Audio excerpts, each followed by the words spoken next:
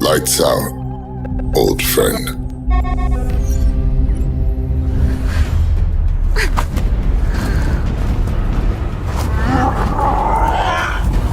My dad tells stories of a terrible war that happened across the sky. Heroes fought and died to give us a chance to start over. All that I know from their Earth are the creatures they sent along with us. And here on Arat, every day is a fight to survive.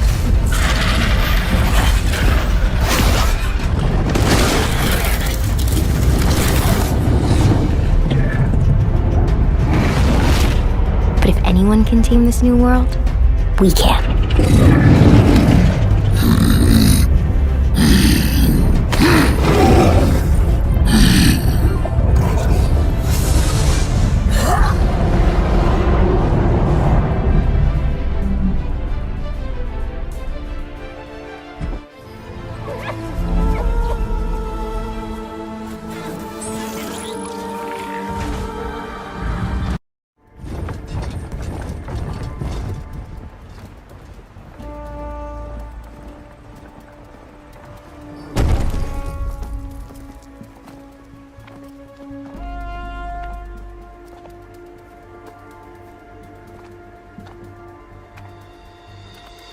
As the sun rises over a land at war, so too can it set over a land at peace. Today is such... Hear me, marshals! You who claim to be Tanakh! Regala. Chief Hikaro's biggest mistake. A rival whom he should have killed. You have forgotten that our people were born in blood. The blood of the Karja. Instead, you pledge your spears to a chief who conspires with the enemy. Hikaro has betrayed us! The embassy is proof! And all of you marshals are his accomplices! For this, I condemn you to death! You'll need more than toothless threats to intimidate us. Exile.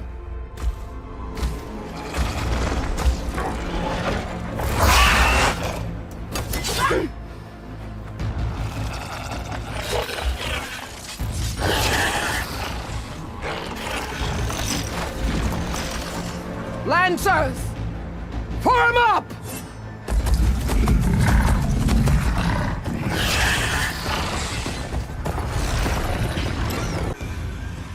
Vashav! Come with us now, or not at all! Archers! Light them up!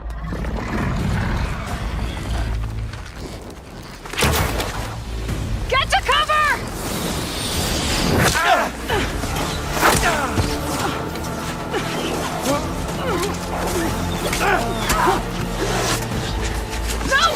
No!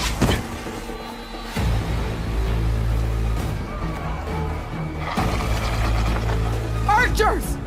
Keep them back!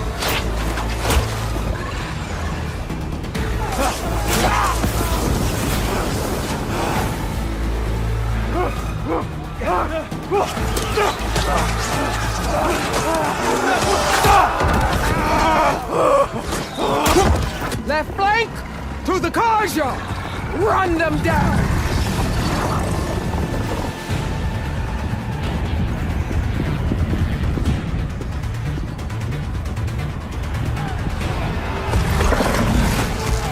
They're not gonna make it.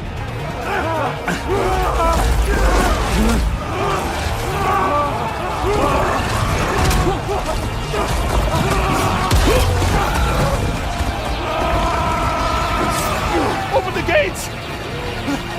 Open the gates! Open the gates!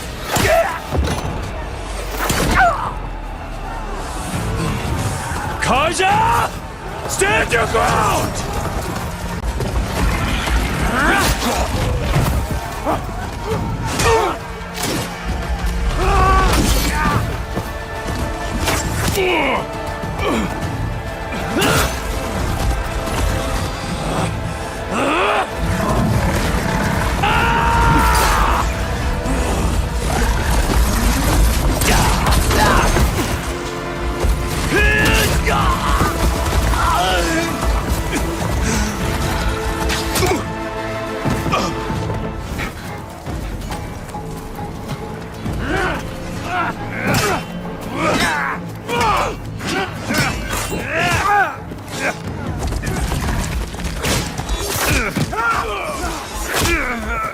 No!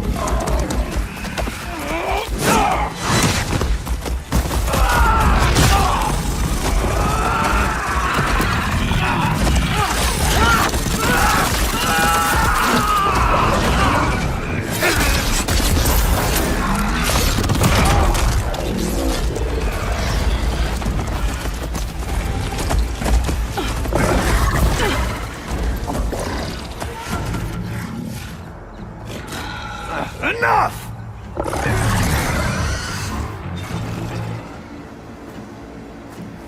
You, Outlanders! I'll skin you both! Chief, grant me the honor of this challenge.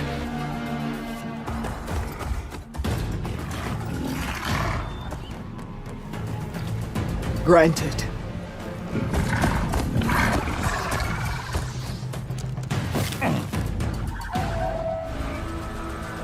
turn! Come down here and face me! No!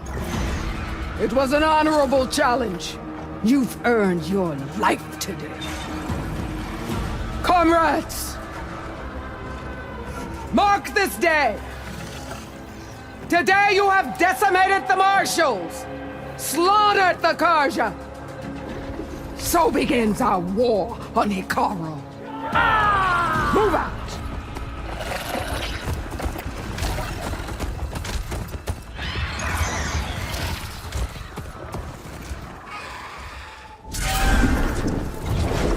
Aloy? I hope I haven't caught you in the middle of fighting a giant machine or something. Hey, Beta. I'm actually on my way to the Burning Shores. Oh, right. Gaia and I heard about your mission from Silence. Be safe, okay? We'll be here if you need us. Will do. Thanks.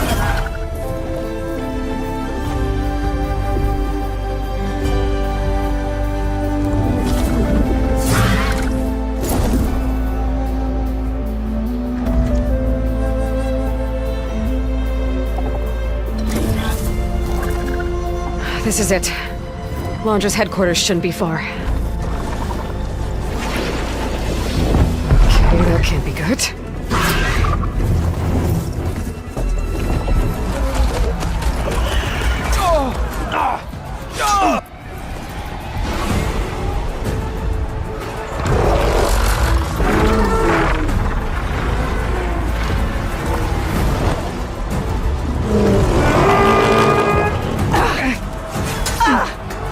Orgala's inside. Hikaru will soon be dead. It's all over, Chaplain. I gotta drop it now.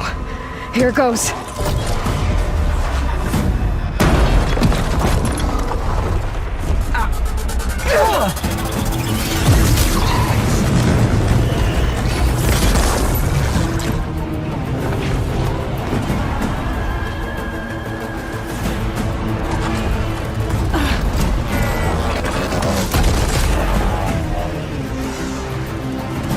Is that... It's Aloy! She flies on the wings of the 10. The tide has turned! Push through!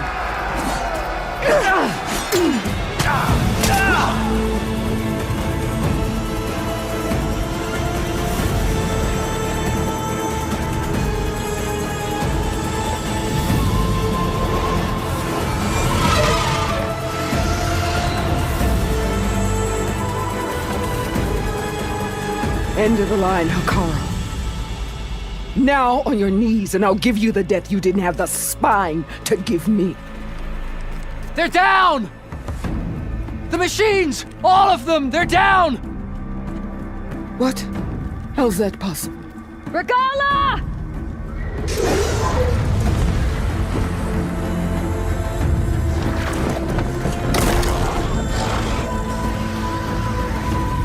Enough bloodshed! Let's settle this. You and me.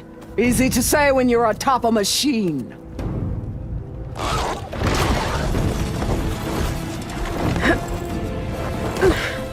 Well, that was just to get your attention.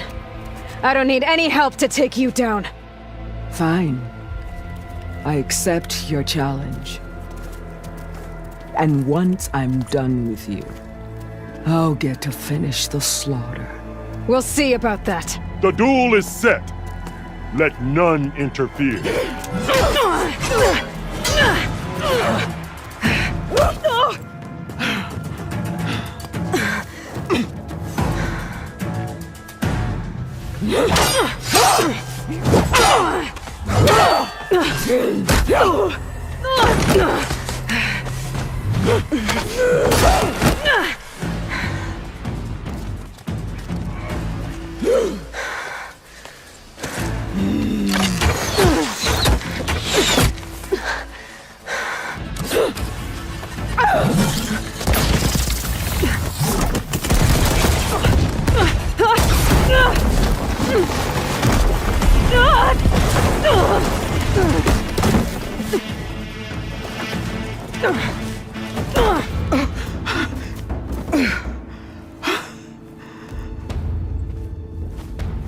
Here I am again, on my knees before bootlicks and cowards.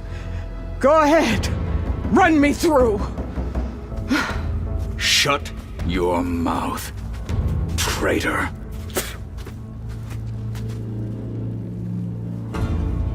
It was you who flew in on the wings of the 10. You who challenged her. By our rights, you must decide her fate. I spared her once. It only made things worse. She was the best of my marshals. What a waste. She's dangerous, all right. But maybe that's exactly what I need. Cowards! What more do you have to conspire about? You led a rebellion that tore a tribe apart. All for bloodlust and revenge. Maybe the only thing you deserve is to die right here. Or maybe that fury can be directed at the real enemy. You want to ally with her? How can you even trust her? Despite all that she's done, she's never been one to break her word. And will she give it? I won't beg for my life. Decide. I'm not here to forgive you for your crimes. But there's another battle ahead. Against an enemy more powerful than anything you can imagine. And I need people. A squad. That's willing to do whatever it takes. I don't want your mercy. It's not mercy. The battle I'm talking about will be charging into a nightmare. A better death than this? Yes.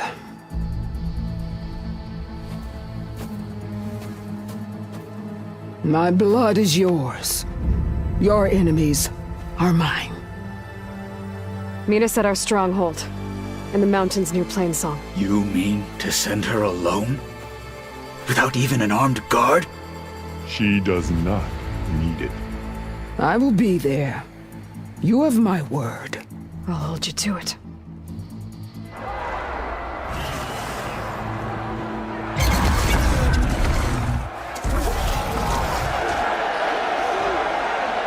Dana!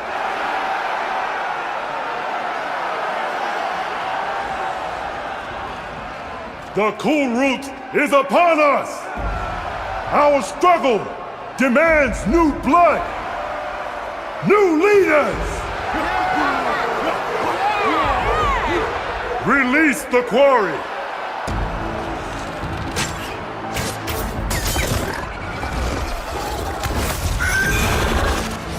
Challengers, approach!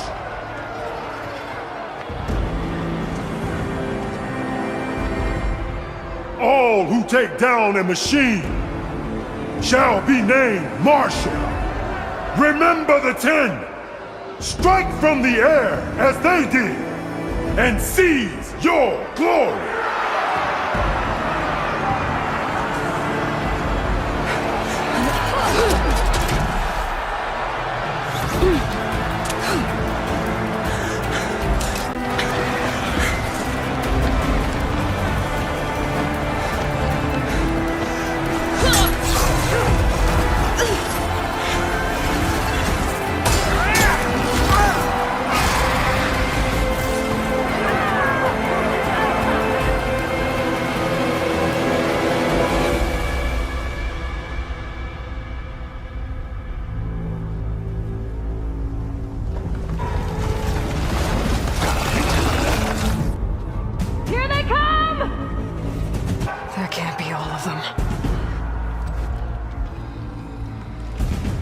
There. What is that? I don't know. Get out of the way! Hold the defenses! Go!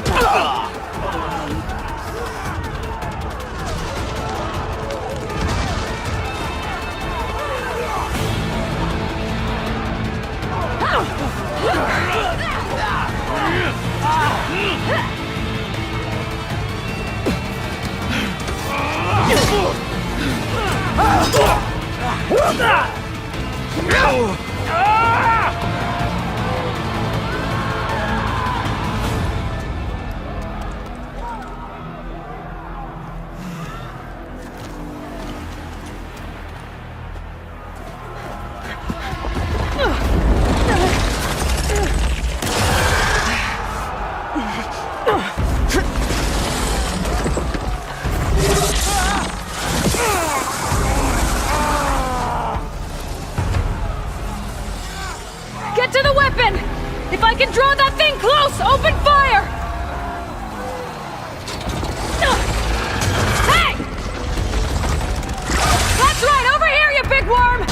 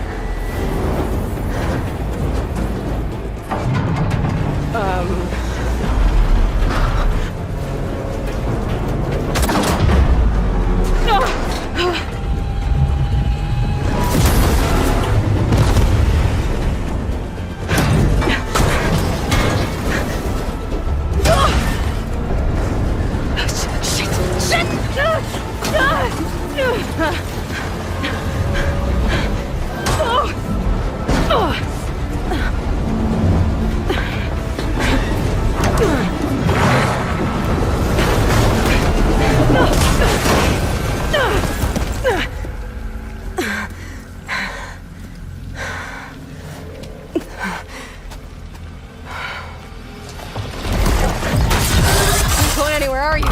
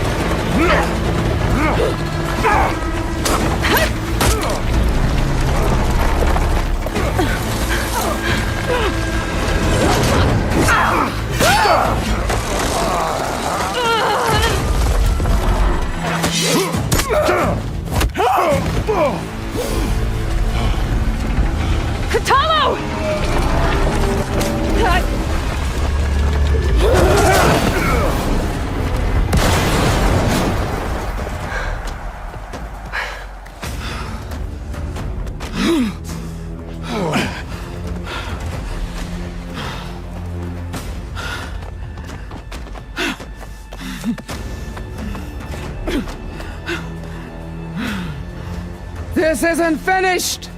I'll be back with everything I have! And all who stand with Hekarro will be run red.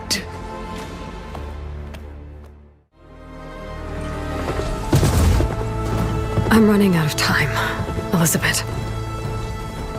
The land is dying.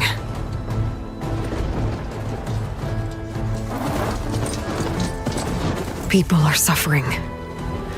Soon, they'll starve. All because of a terraforming system that's spiraling out of control. And only I can fix it. Only I have your genetic code. It won't be long before we hit the point of no return. And then... extinction. I've been searching for months for what I need. A backup of Gaia. The AI you designed to control the system.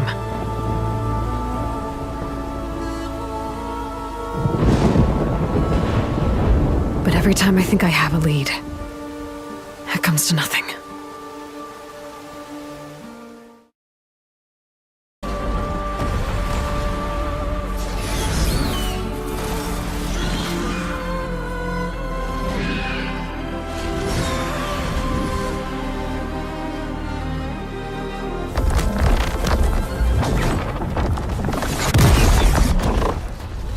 What is that?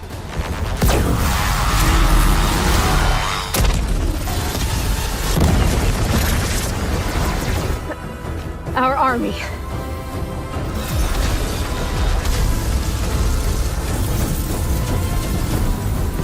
I think you got their attention.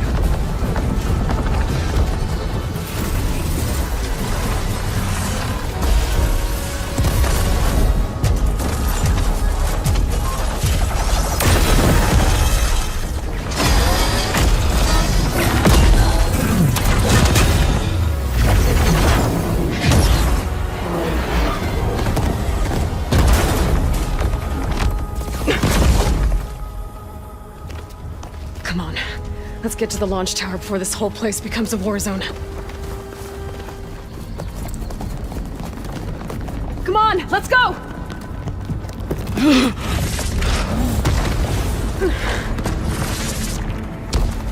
This way, demon! Ah!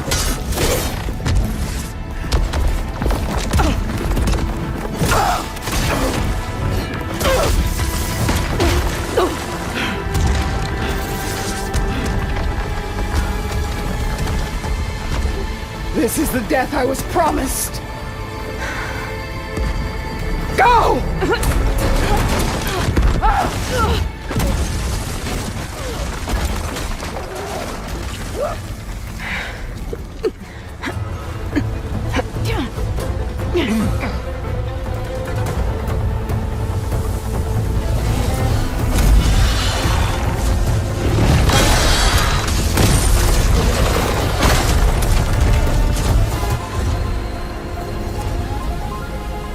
We gotta go through there? I fail to see another option. Then we'll carve a path. Ready?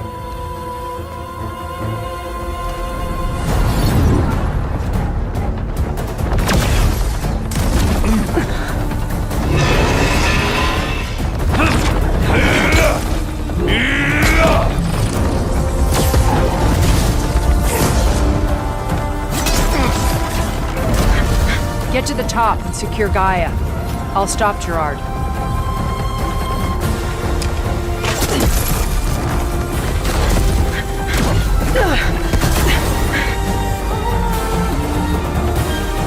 Ah, now we know who's been causing all the fuss.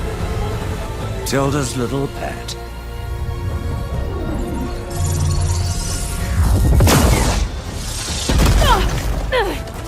Silence! Zenith inbound, can we drop their shields, please? I'm powering it up.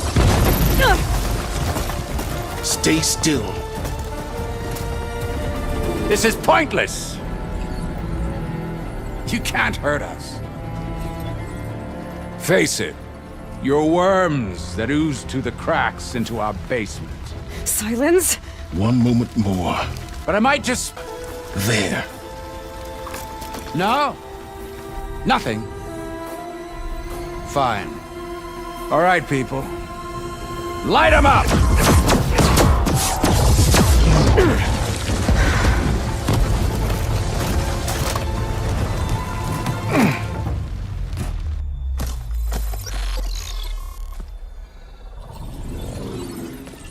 Are we supposed to be scared?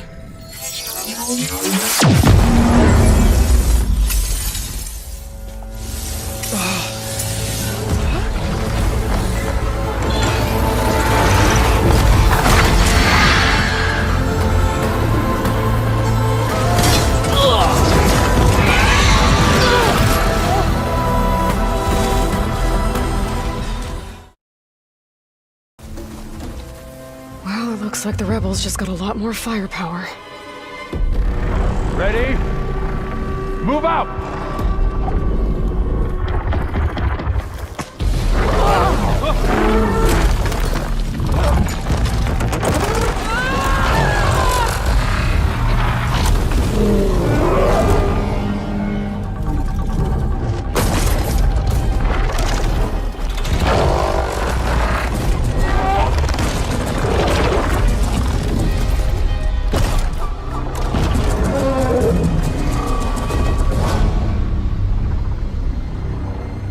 Your cannon, and that thing has him.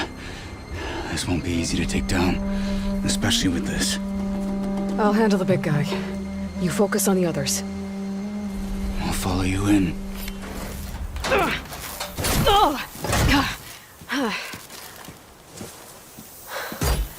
I'm not looking forward to hauling this all the way to the bulwark. Here.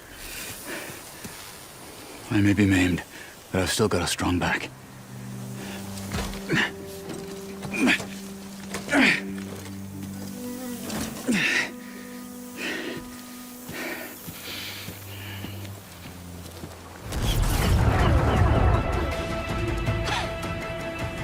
This isn't gonna work. Well, isn't this impressive? 2 children playing siege. I hope they haven't hurt the bulwark's feelings. Come now, stop embarrassing yourselves. And leave this poor mountain alone. This is your last chance, Chakotay. You can still answer Hikaru's call. This is your last chance. You have it backwards. Leave this place, Savage, now, and take this cripple with you.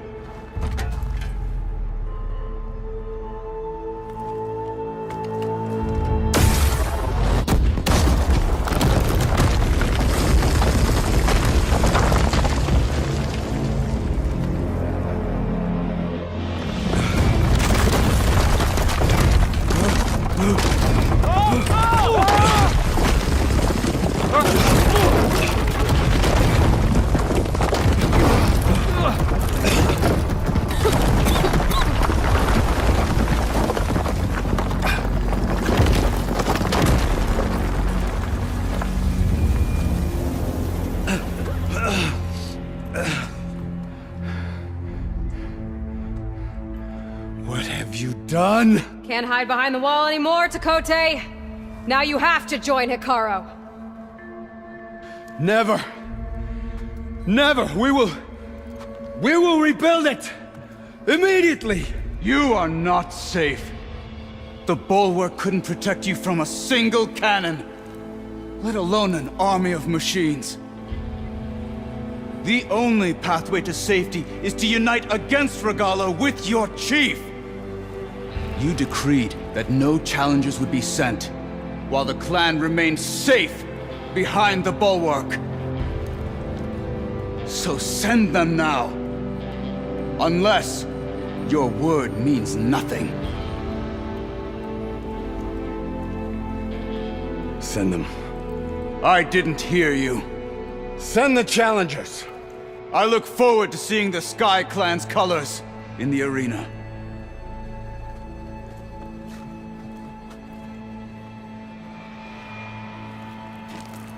Nicely done, Marshal. What's gonna happen to this place? They'll have to live without their wall. But that's better than living apart from the tribe, as pawns in Chakotay's foolish schemes. I need to report to Hikaru. I'll see you at the culvert. Good.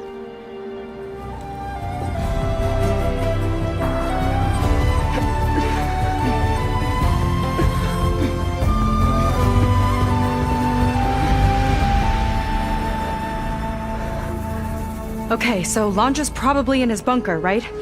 We'll have to get back in there.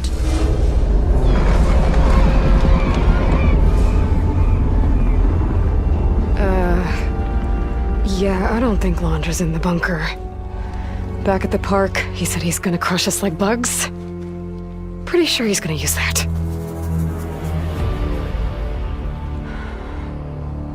But he doesn't have a reactivation signal to rebooted systems. He needs a more direct connection. You think he's actually inside that thing? It's his only option.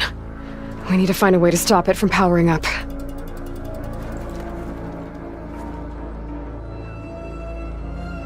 There. It looks like it's hooked up to some kind of cooling system.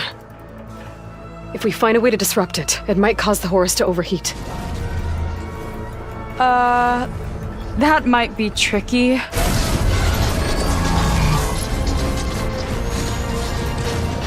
More machines brought back from the dead? I don't think so. Landra must have used the Horus to make them. We better hurry. Come on.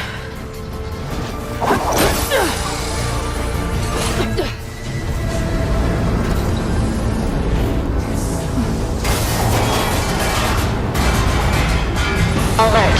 Temperature critical. It's working! Emergency heat sinks engaged. Uh-oh.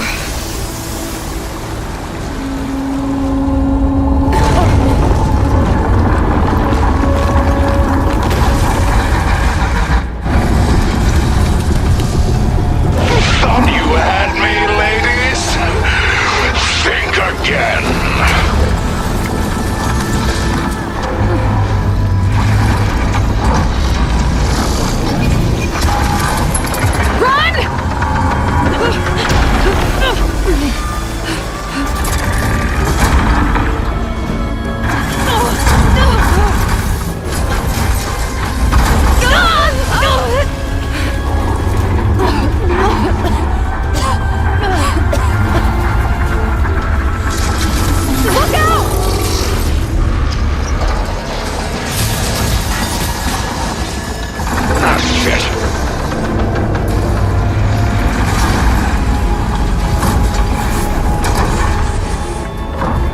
Still overheating.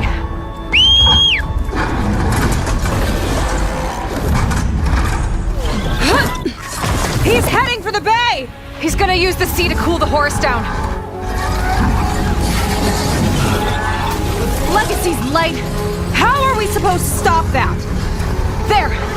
On its underside. We gotta go after its heat sinks. You keep Landra distracted from the air. I'll attack from below. Wait! You want me to fly this thing?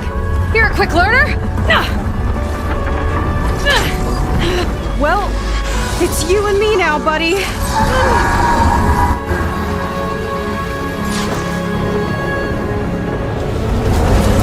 Zenga! I need a pickup! Coming in!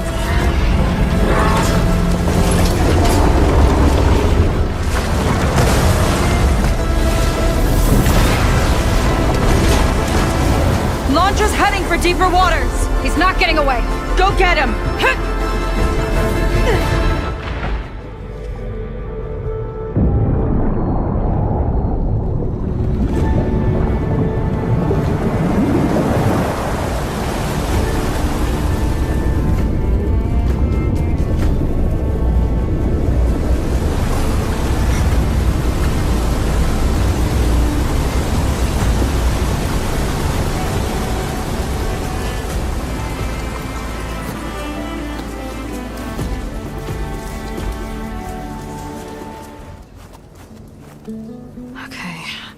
Poseidon is through there. But where did that machine go? Aloy! It's a miracle!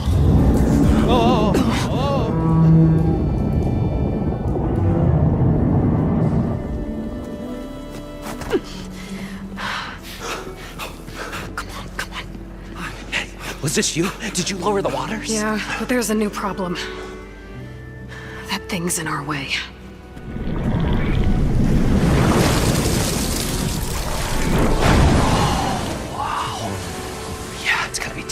The embers with that around.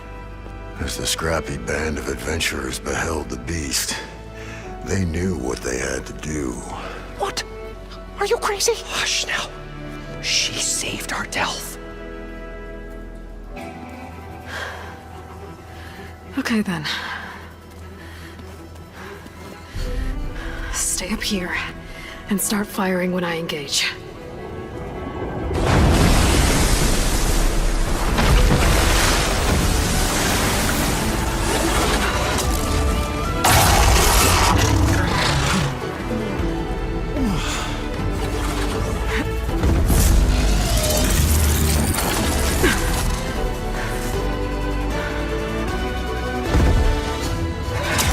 You guys all right?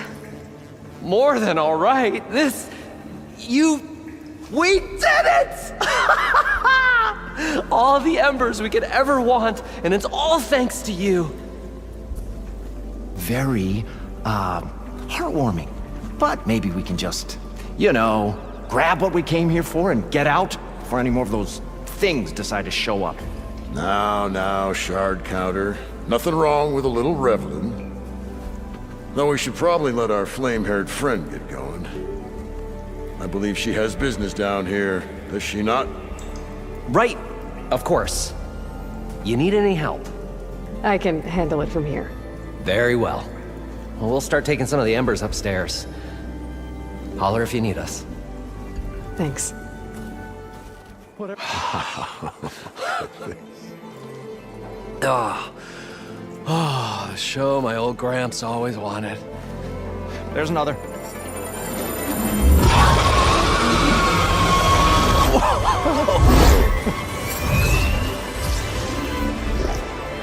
His dream realized, his old Gramps' legacy ensured. Our hero beheld the sea of desert lights and wept at his good fortune. When I saw the embers as a child, I never dreamed they could be like this. Thank you, Aloy. Did you find what you were looking for? I did. And now I have to move on. Oh. Well, come back when you can. I got big plans for this place. I thought you wanted to put on shows with the Embers back in the Claim. Oh, no. This is the show. Oh, can you imagine? Folks from all over the land coming to take it all in. Plus some food and a nice place to stay. Not to mention a variety of entertainment venues. Don't forget, games of chance. Plenty of shards to be had there for certain. A new dream, huh? I hope you make it happen. Goodbye, gentlemen. This delve was a story for the ages. All thanks to you.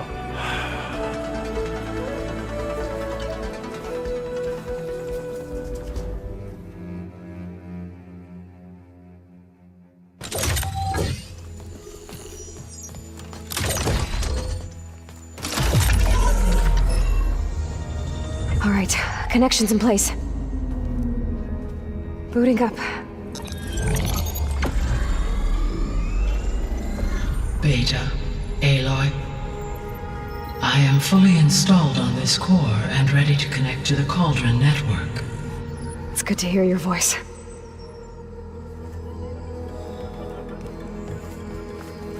Errand, everyone. Fire your pulses and sound off. I'm at my cauldron. This thingy, it's blinking. Did I do it right? In position at my cauldron. My pulse generator is blinking also. That means they're working. I'm in position and mine is too. Mine as well. Okay.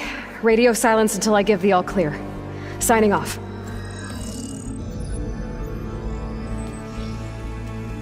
Gaia, let's cage the beast.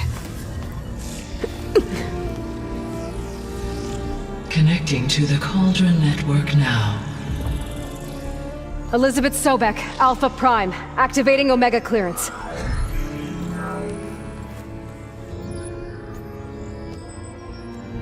Elizabeth Sobek, Alpha Prime, activating Omega clearance. Clearance confirmed. Initiating containment sequence. Critical threat detected. Imperative escape containment. Applying countermeasures. Lock it down! Terminating external connections. It's working! It's got nowhere to go! Capture imminent. Initiating contingency 13F. Wait, what's that? Malware detected. Attempting to compensate.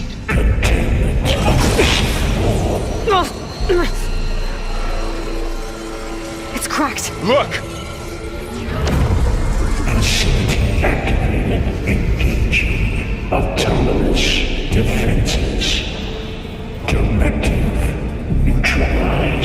means machines are on their way.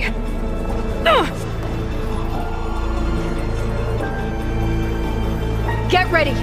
Here they come!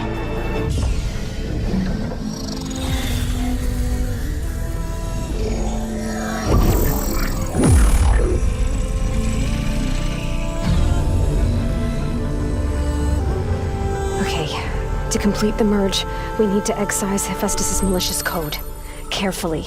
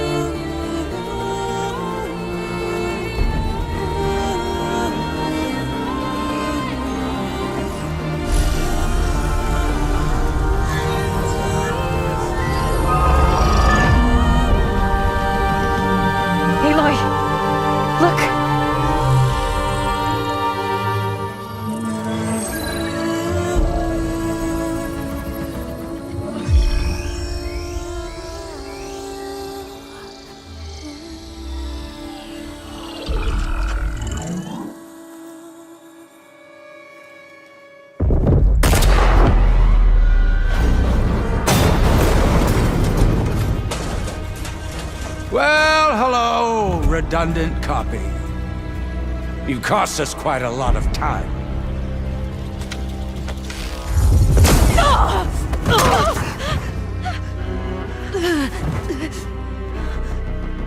Eric, get Beta. And squash that bug while you're at it.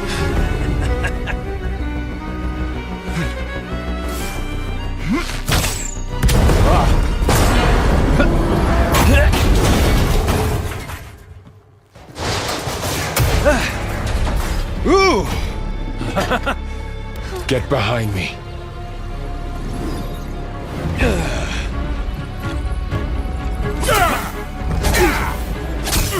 Come on! Quit screwing around. Now we're having fun, right?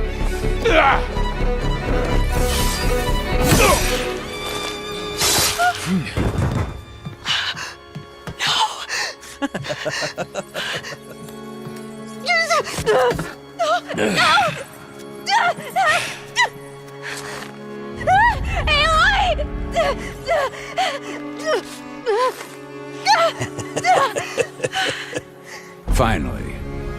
Tilda, get Gaia and Hephaestus ready for transport. Tilda! I failed. Hush. All is not lost. Tilda! What the hell are you doing? Stop her! No, I can't even see her!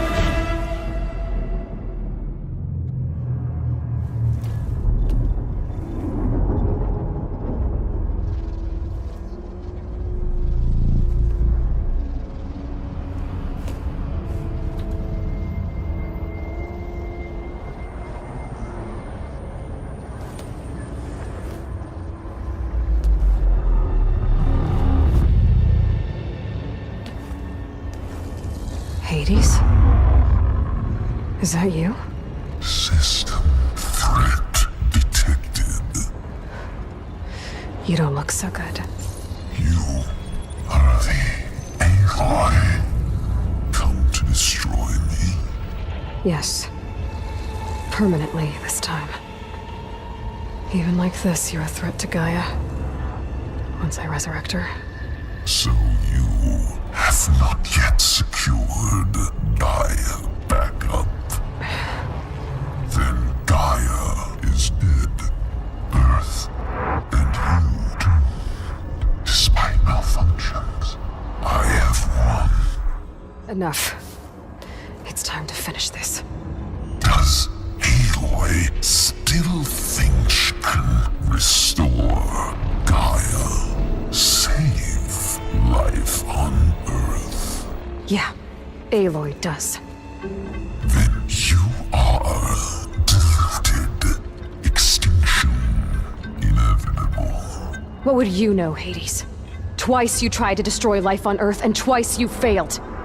The only extinction you ever brought about is your own. And there's no tricked-out lands to save you this time.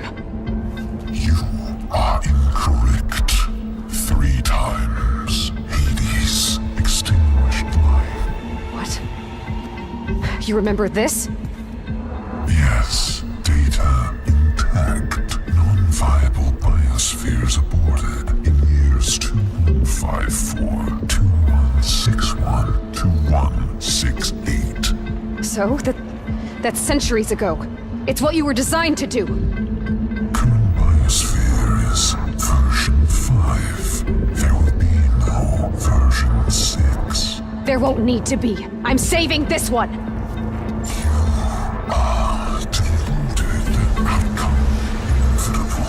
Master Override armed. To activate, state name and rank. Elizabeth Sobek, Alpha Prime! Master Override activated. Purging extinction protocol.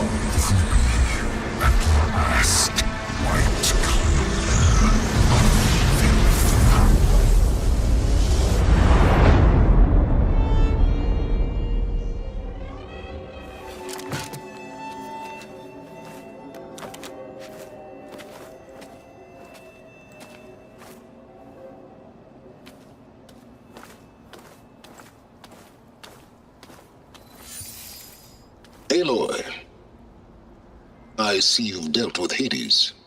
Yeah. Think maybe you can stay dead this time? It will. You can trust. Trust? Yes. Trust. As in, since I did what you could never do, and extracted all of Hades' priceless knowledge, you can trust that I was willing to actually let you destroy it this time. So back to holograms instead of face-to-face? What, afraid I'd stab you or something? There's a reason And using the same spyware. I see, so all those times I called, you could have just answered? But I guess you just prefer to go on spying all this time. My world stopped revolving around you months ago, Aloy. I've had work to do. Countless hours of research, as demanding and time-intensive as it has been critical to the fate of this planet. Right, of course.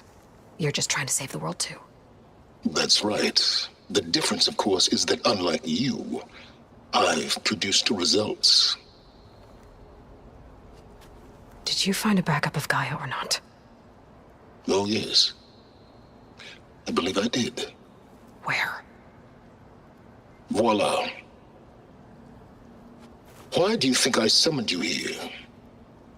Behind that gene-locked hatch lie the ruins of the ancient facility where the Hades extinction protocol was perfected. A testing process that ran hundreds of trials, each of them using a backup of Gaia. Hades told you this? It took some convincing, but yes. So, are you ready to go get what you've been searching for the last 6 months? Or are you just going to stand there with your mouth open?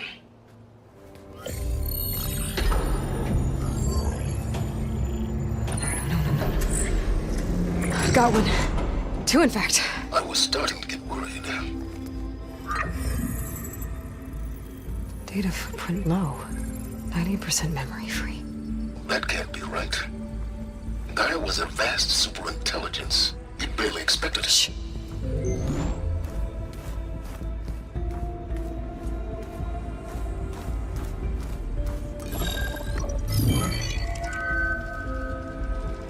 Root kernel.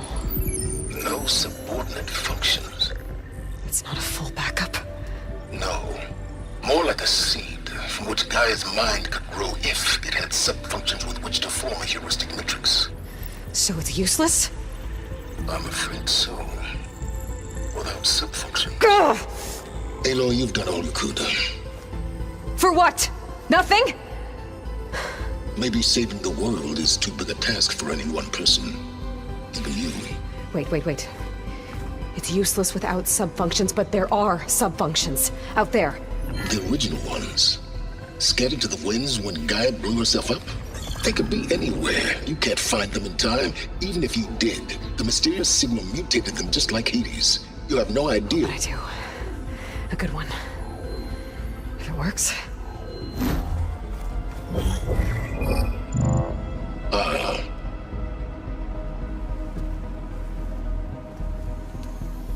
It was with her.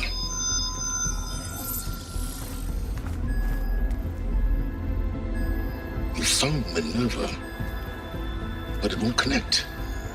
It's close. Mountains west of Plainsong. Close enough for me to go get it. I was hoping to find all the sub-functions, but one's enough to get started, right? It is. Recover Minerva. One could use it to launch Gaia's heuristic matrix. And when she's conscious, she helps me find the other sub-functions. I go gather them. And rebuild her piece by piece. Very clever. Still think I can't save the world on my own?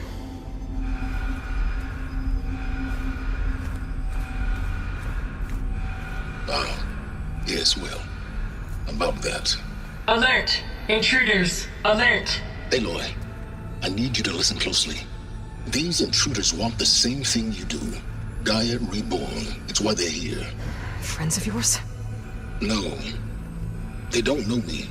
The data pulse I transmitted indicated that a Gaia backup could be recovered here was anonymous. Now, they're very powerful, but they won't harm you. Not when they see who you are, what you are. A clone of Elizabeth Sobek, a genetic key with which they can reboot Gaia and rebuild the system. They need you. I warned you, Silence. For once, Aloy, submit to the inevitable. Open the hatch. First I rebuild Gaia, save life on Earth, then I track you down and end yours! I'm trying to help you here.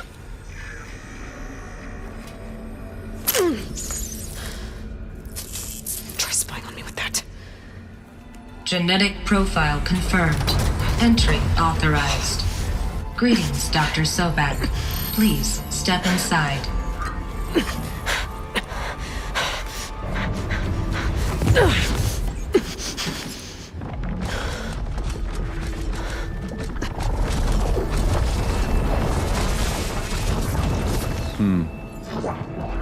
Looks promising. Beta.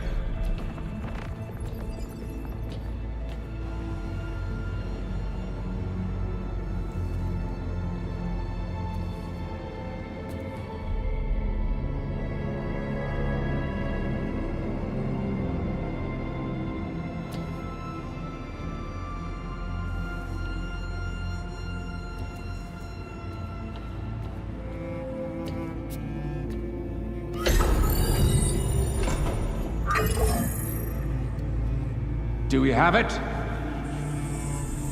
Fantastic. Did the pulse originate here?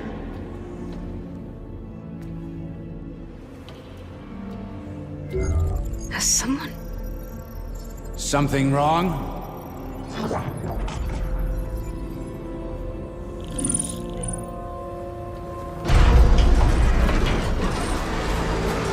Shit! Spectres, Beta!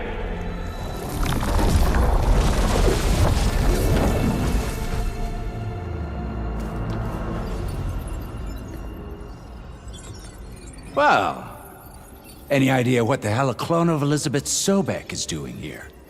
Maybe Gaia made one when it destroyed itself, a Hail Mary to repair the system. Don't like the sound of that. Nah, don't like it. Don't want it. But the Nope. One's enough trouble. Eric. Yeah? Care to do a little downsizing? Sure. What if she sent the pulse? Then that was foolish of her. But we got what we came for. So let's put it to use.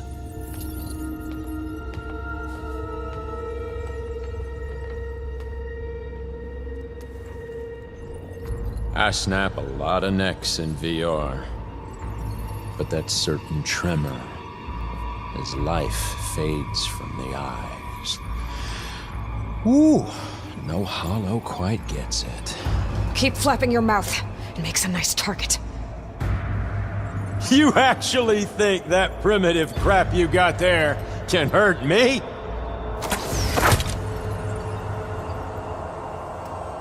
This is gonna be fun.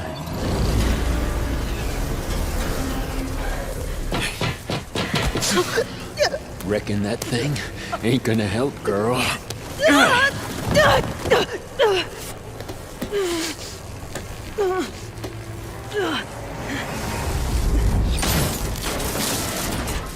Come on. Come at me. If that thing comes down, it's only gonna kill you! Better than letting you have all the fun.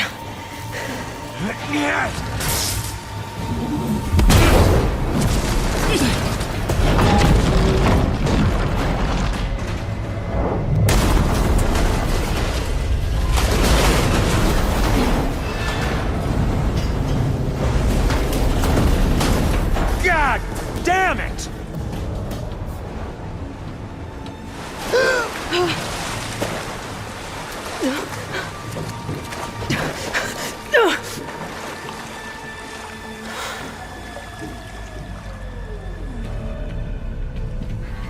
What was that? Me killing what you wanted dead. What the hell did you think? The platform collapsed, body went with it.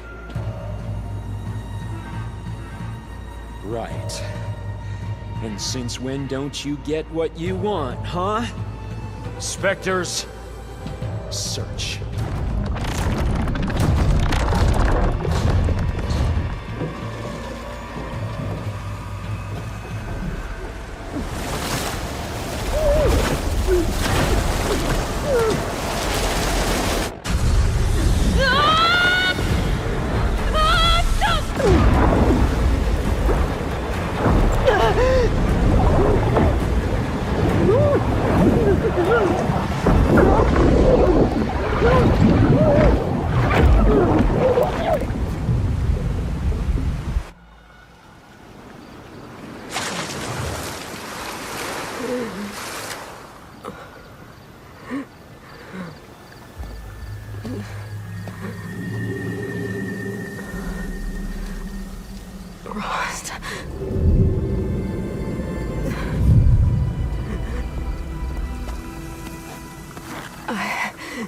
I found...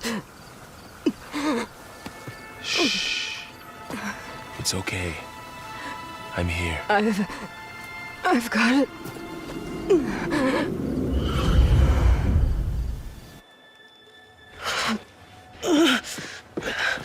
Hey, easy.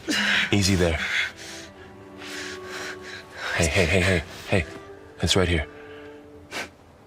And the way you were clutching it when I found you, I knew it was important.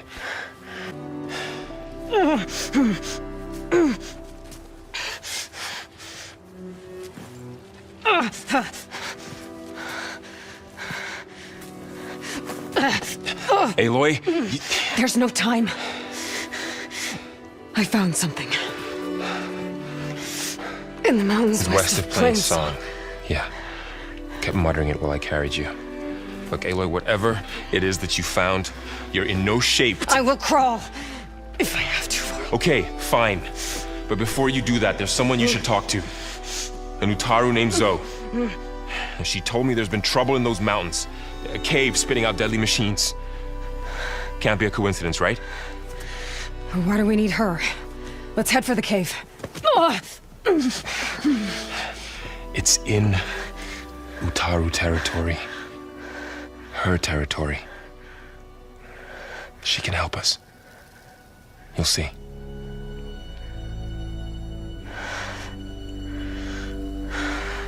Fine. Let's go see this marvelous Zoe then. As verdant limbs wither, roots rot in snow, still the seed rises as certain as stone. Zoe?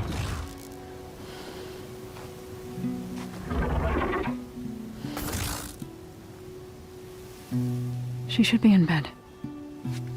Aloy doesn't really do should. You're so right. Varl said I should talk to you about the machines in the mountains west of Plainsong. I am a grave singer. My place is here. We can talk once you've healed. What's wrong with it? Her name is Ray, not it. She's one of our land gods. And she's dying. Not just dying. She's suffering. Her condition is not your concern. So, if anyone can help, it's Aloy. May I?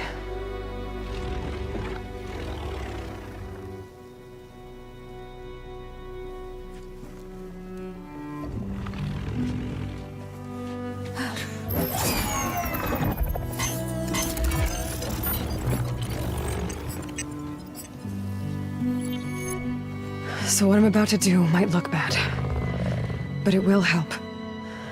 Spear.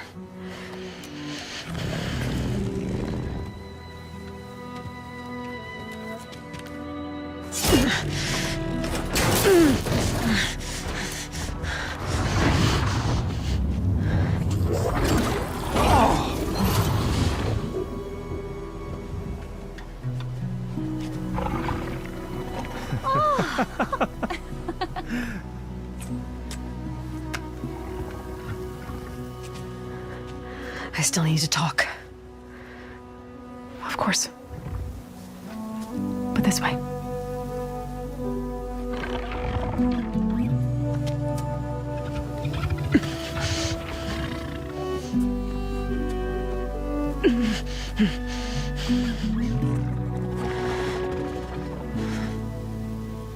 The mountains, west of Plainsong. There trouble out there? The Utaru have trouble everywhere. Our fields blighted, our settlements abandoned. But the cave in the mountains is the worst of it. It is a sacred place. Fa, another of our land gods, went inside weeks ago, but she hasn't emerged. Killer machines pour out instead, threatening to overwhelm us. It's never happened before. Wouldn't be your first sacred cave. I need to get into that cave. What? No one does that. Well, it's time to make an exception. It belongs to the land gods. Look, so there is something inside there. Something that could solve problems all over the world. The storms, the derangement. Maybe even your broken land gods. What could possibly do all that? A spirit? Yeah. Something like that. I could journey back to Plainsong, assemble the chorus, tell how you soothed Ray, ask their permission to go inside. Great. I'll get my things.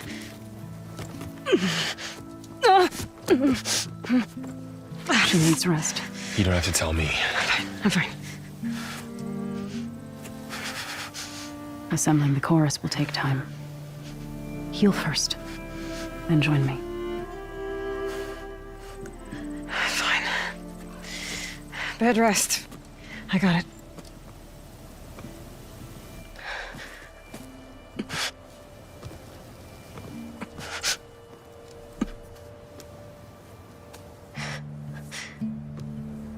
She does not need you to help her heal. You could come with me to Plainsong. Lend your voice to mine as I try to persuade the chorus. It might help her cause. I'd like to, but I'm afraid she might run off. Really? Very well. Later then. Zoe, wait. It's not, that I don't want to go with you. It's just that I... Shh.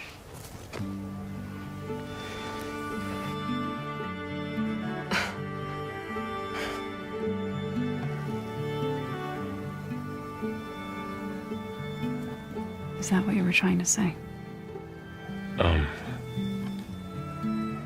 Yes. and I look forward to more conversation.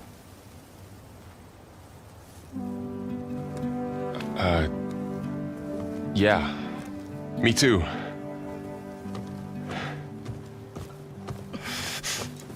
You're supposed to be resting.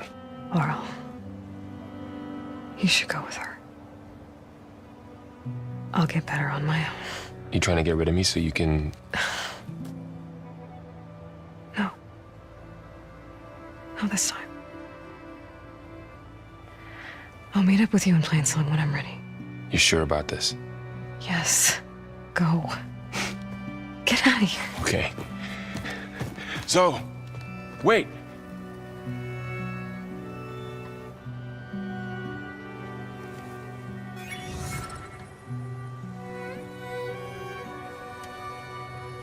Who are they?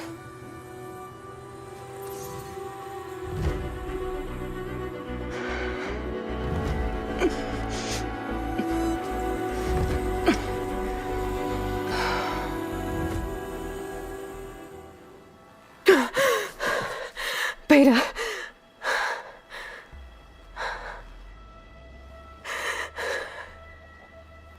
Farrell.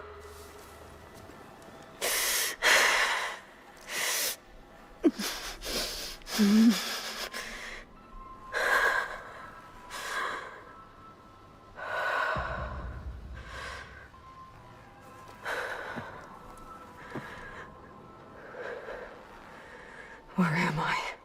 Ah, you're awake. You took quite a hit when Gerard attacked you. I imagine you must still be in a great deal of pain. I can assure you that we are safe. The others can't detect us here. You mean the other Zeniths? You must be Tilda. I wasn't sure if Beta would have told you about me. Where is she? Alive. And while she isn't where she wants to be, not in urgent danger. We must discuss how to get her back, of course, after you've shaken off the cobwebs. When you're ready, take the stairs down the hall and come see me. In the meantime, I'll make breakfast. Breakfast? Okay.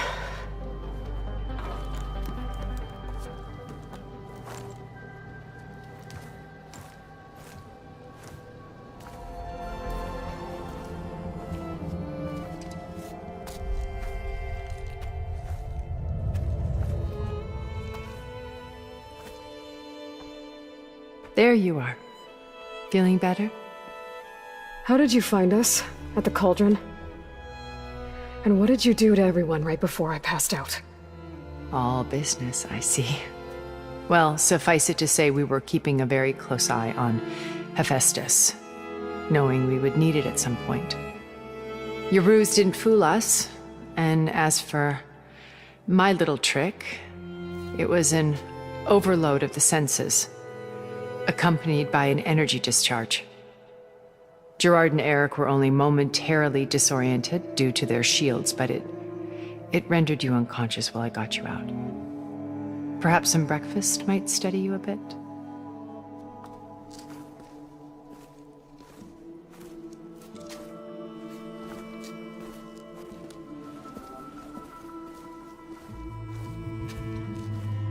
This was your house. The one you recreated for Beta, in the data channel you shared. How perceptive of you. Please, this way. After everything your people have done, you think I'm just gonna sit down and have a chat with you? They're not my people. They never were, and especially not now. You shot off into space with them, and lived with them for 1,000 years before coming back. So what made you suddenly turn on them? Quite simply, this.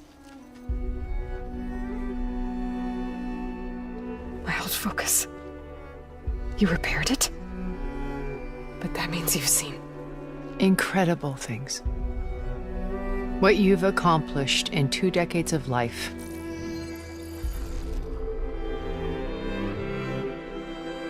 A 1,000 years at my back and I haven't even come close.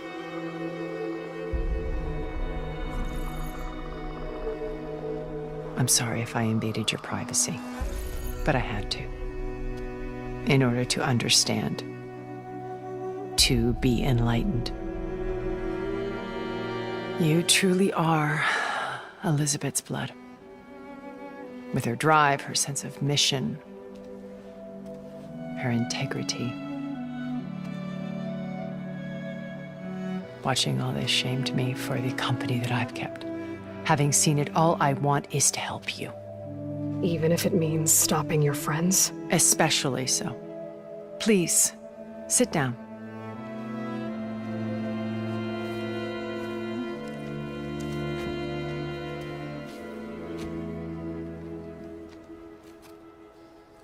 There.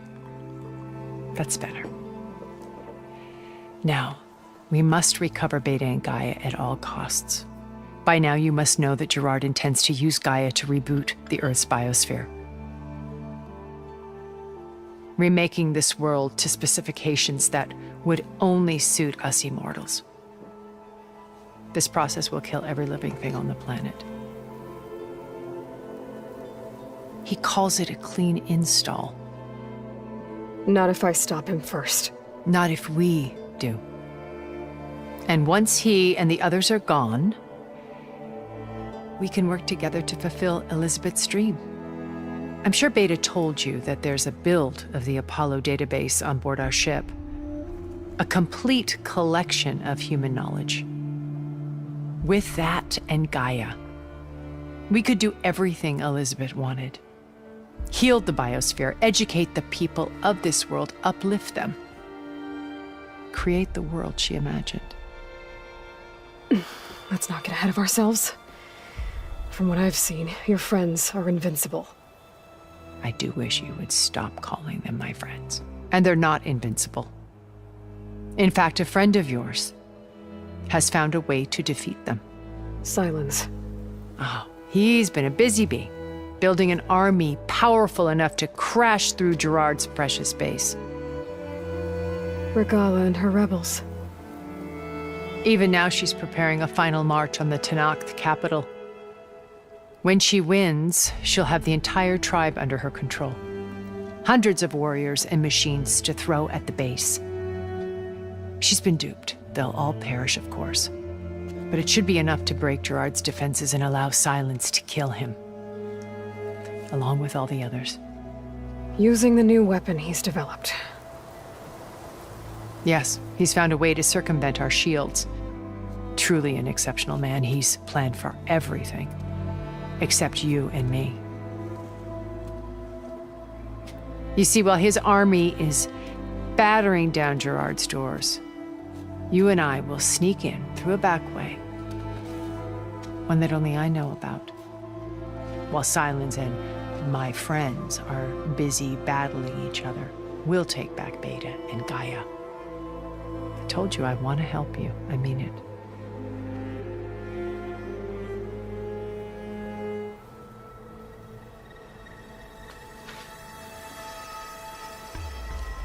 First Varl. Now Hekarro and the Tenakth. Your plan would wipe out an entire tribe. There has to be another way. We are in an admittedly desperate situation, but I assure you there isn't. Remember Zero Dawn. Elizabeth's sacrifice. Sometimes many have to die for a new world to grow. If it looks impossible, look deeper. Wait. The data channel. It still exists, doesn't it? I need you to open it. Let me talk to Beta. Impossible. We might be detected. It's worth the risk. There is another way, one where the Tenakth survive. But we won't. If the others... If you want to help, open it.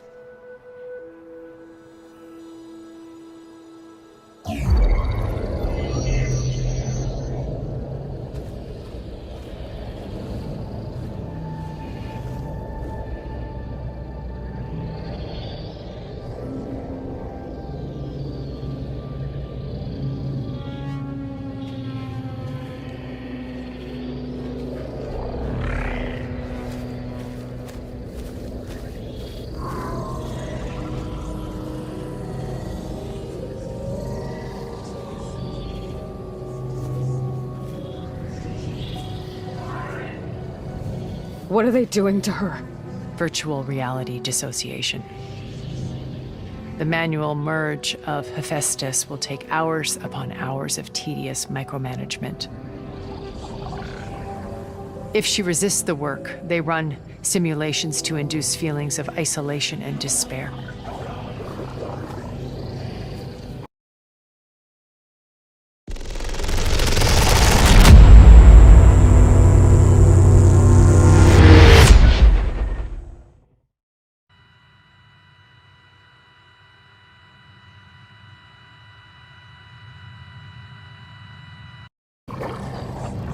Beta, can you hear me?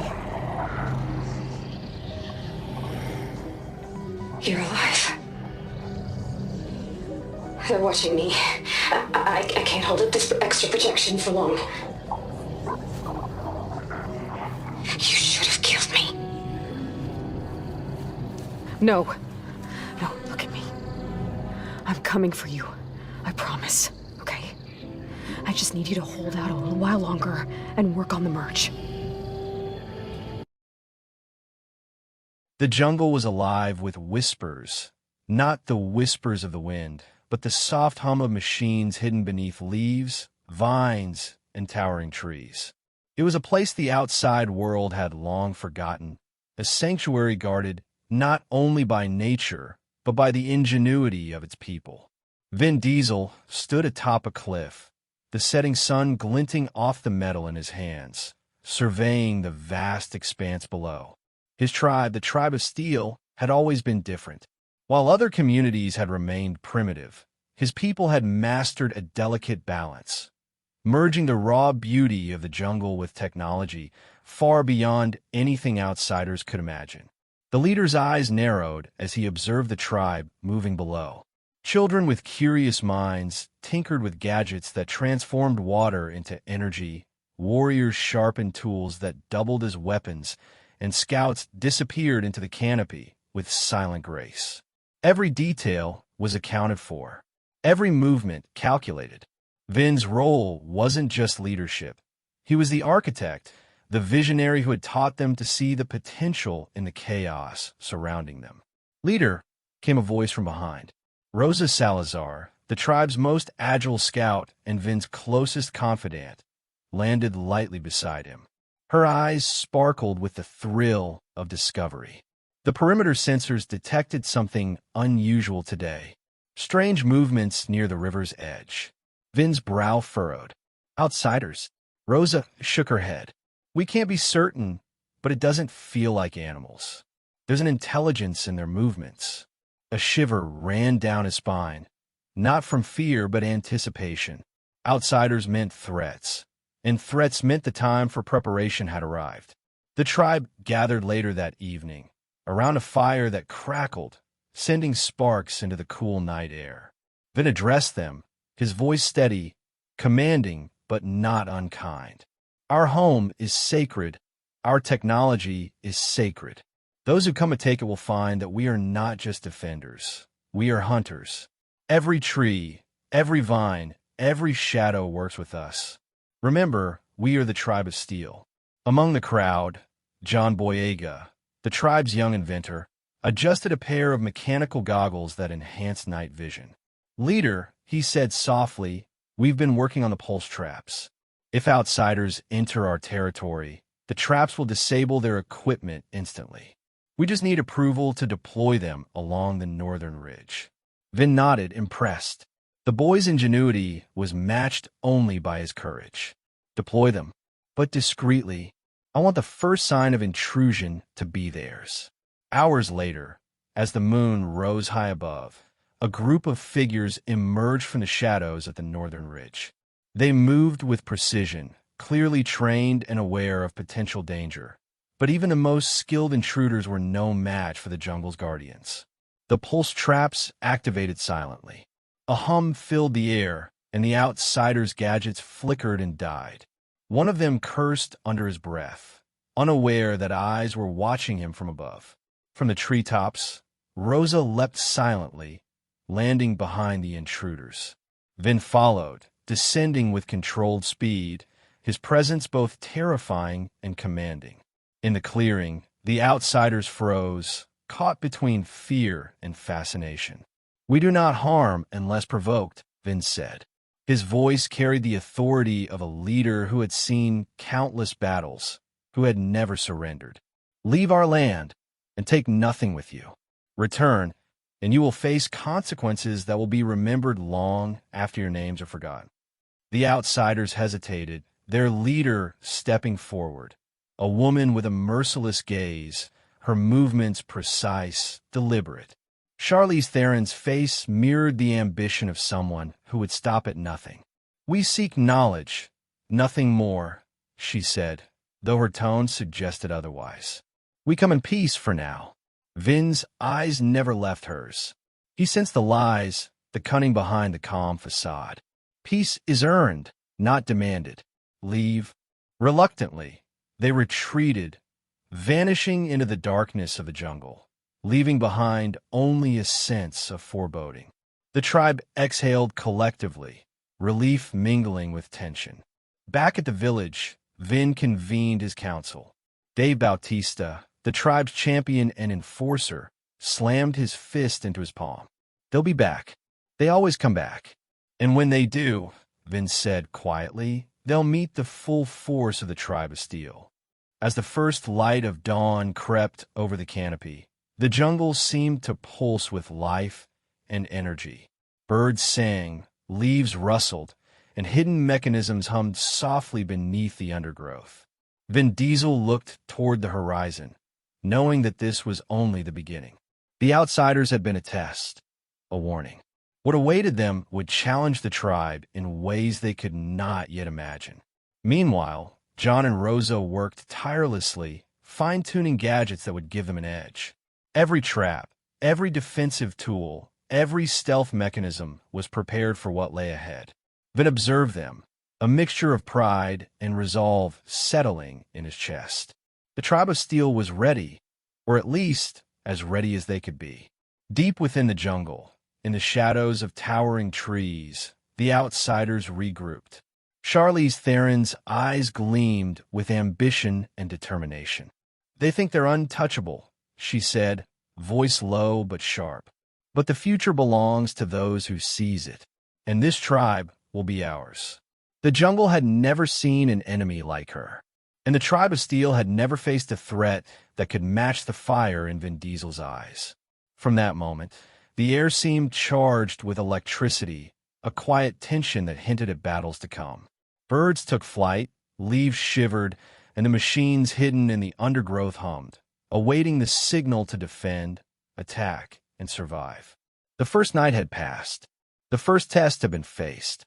And yet, both Vin Diesel and his tribe knew that the storm was only beginning. The jungle awoke to a restless morning, mist curling around the massive trunks of ancient trees, hiding secrets that had waited centuries for the right moment to reveal themselves. Vin Diesel moved silently through the village, his boots pressing into the soft earth, each step a quiet command to the tribe that he was alert, that the threat was real, and that no detail could be overlooked. The pulse traps John had installed glimmered faintly in the undergrowth, subtle but deadly, waiting for any intrusion. "Leader," Rosa whispered, her voice a mix of excitement and caution. "Scouts report unusual signals near the eastern perimeter. They're moving with precision, almost coordinated." Vin's jaw tightened. "They've regrouped faster than I expected. Prepare the defensive nodes and alert the hunters. We strike only when necessary. For now, we observe." As the tribe hustled to their stations, children and elders alike had roles. Every person in the tribe of steel had purpose. The village, a combination of natural architecture and advanced tech, seemed almost alive. Vines coiled around metallic structures, solar-powered generators hummed softly under camouflaged leaves, and water conduits powered energy grids hidden beneath stone paths. Hours passed like tense minutes. From the treetops, scouts signaled movement, shadows slipping through the dense foliage. The outsiders, led by Charlize Theron, advanced with military precision, each footfall calculated, each gesture silent. Vin gestured to his hunters, Dave Bautista, muscular and imposing, carried heavy, bamboo-reinforced weapons. Rosa, quick and lethal, was poised to strike from above. John Boyega adjusted gadgets that could paralyze enemy tech instantly. The first clash was sudden. A group of outsiders triggered a pulse trap as they crossed a narrow riverbank. Their equipment sparked and died, a hiss of malfunction echoing through the trees. Panic flashed briefly in their eyes, but training took over.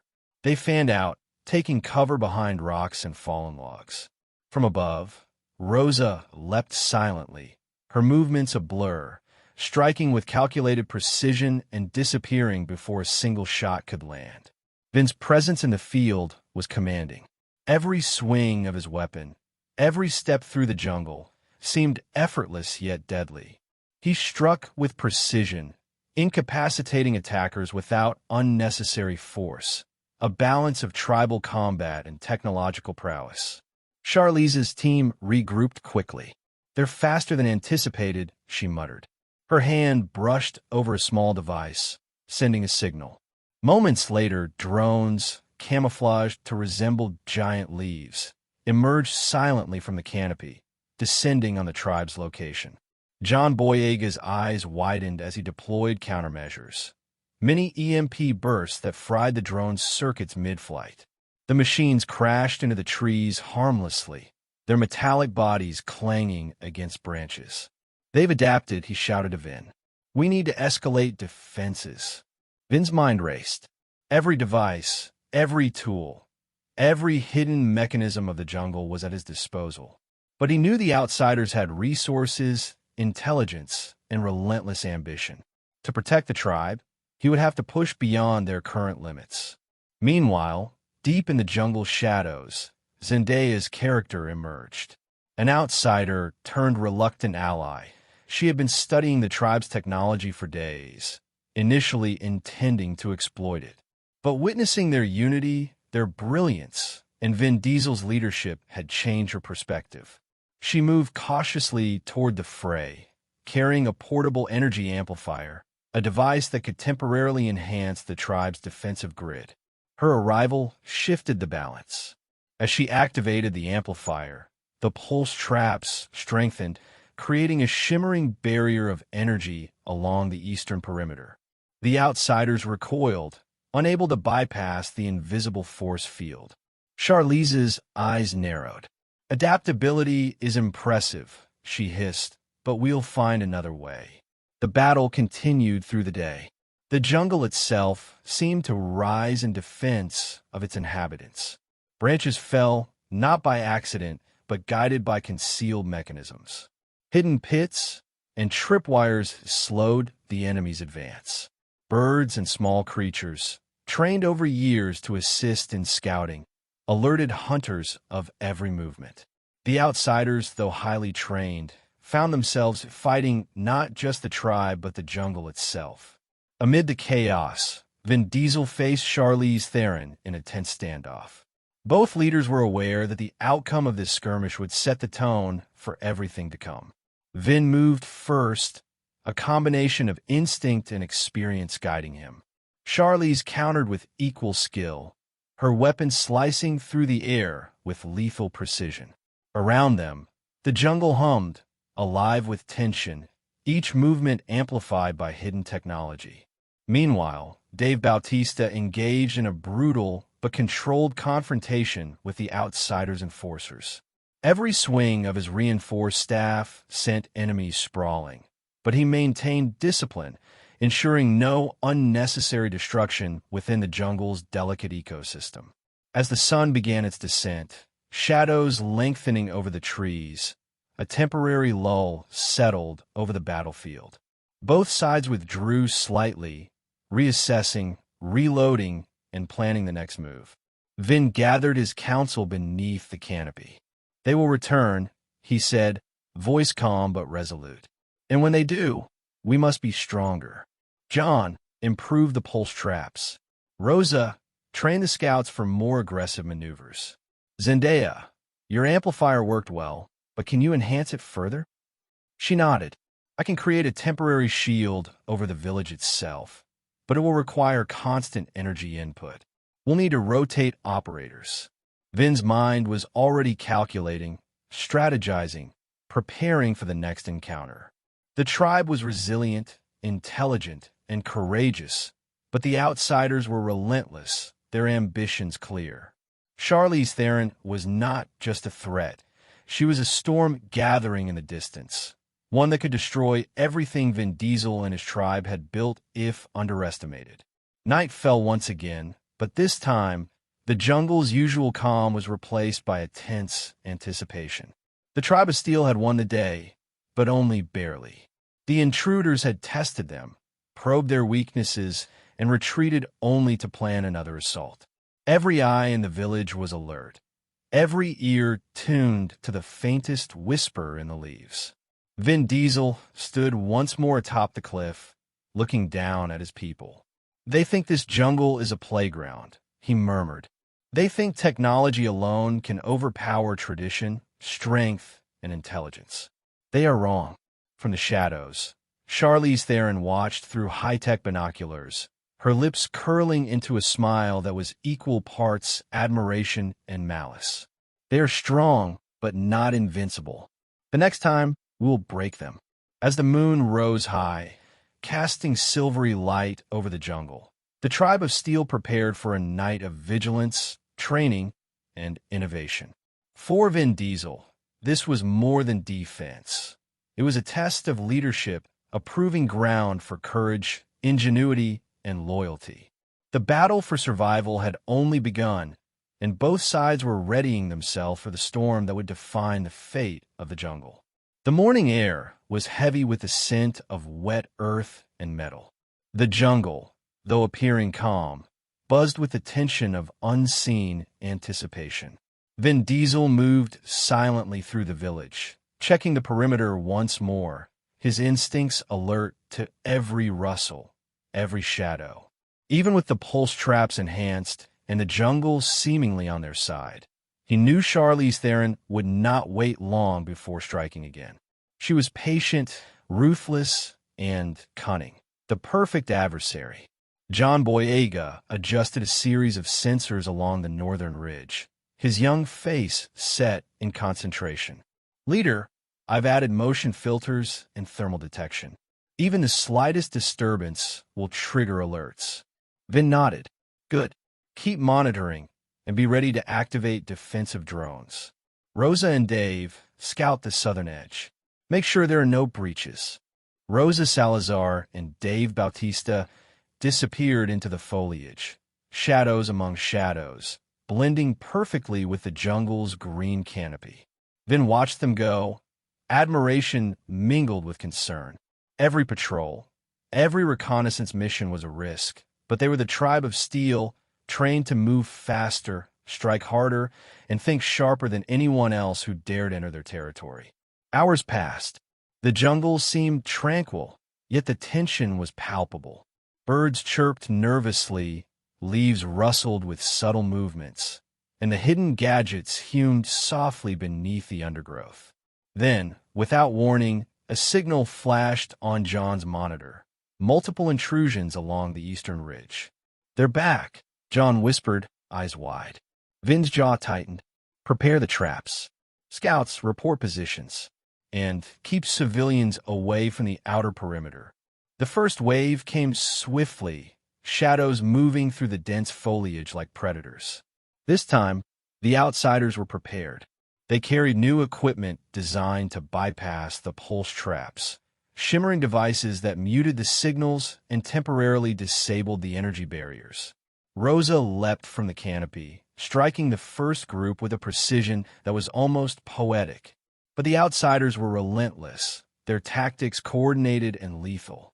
Dave engaged in brutal hand-to-hand combat, the weight of his reinforced staff sending intruders sprawling into the underbrush. Vin himself moved through the battlefield with calculated speed, striking with a combination of tribal weaponry and tech-enhanced tools. Amid the chaos, a whisper of betrayal reached Vin's ears. One of the village's scouts had been compromised, subtly guiding the outsider's movements. Vin's eyes narrowed, scanning the jungle for the source. Trust was sacred in the tribe of Steel, and the hint of treachery stung sharper than any weapon. Charlize Theron's voice carried across the battlefield, calm but cutting. "You're strong, Diesel, but every fortress has a crack. Find it or fall." Vin didn't respond verbally. Instead, he activated a series of countermeasures John had been refining for weeks. Energy nets descended silently from the trees, entangling the intruders' legs and neutralizing their devices. Hidden mechanisms released nets and lightweight cages that captured the advanced drones, rendering them useless. The outsiders, skilled and prepared, struggled against the ingenuity of the tribe. Yet Vin and his people fought with synchronization and intelligence that made every movement count. Suddenly, a loud crash echoed from the western edge of the village. A concealed device had triggered an explosion, not deadly, but designed to create diversion. Charlize's team had split their forces, attempting to draw the tribe away from their main positions. Vin didn't hesitate. "Split teams. Protect the village core. I'll handle the western breach." With Rosa and Dave covering one side and John managing the tech defense from the center, Vin moved into the thick of the jungle. Charlize was waiting, weapon drawn, eyes glinting with dangerous calculation. Their clash was fierce, a battle of strength, speed, and wits. Vin deflected strikes, countered with precision, and pressed forward relentlessly. The jungle around them seemed to pulse with their energy, every leaf, every branch, a silent witness to the confrontation. Meanwhile, Zendaya worked tirelessly at the amplifier station, creating energy shields and redirecting power to key defensive points. Her device flared and hummed, buying Vin critical seconds as he engaged the rival leader. Amid the fight, a revelation struck Vin. The betrayal wasn't just the scout guiding the enemy. One of Charlize's new recruits was a former ally of the tribe, trained in their ways, familiar with their technology. This insider knew the secrets of the pulse traps, the hidden drones, and even the layout of the village.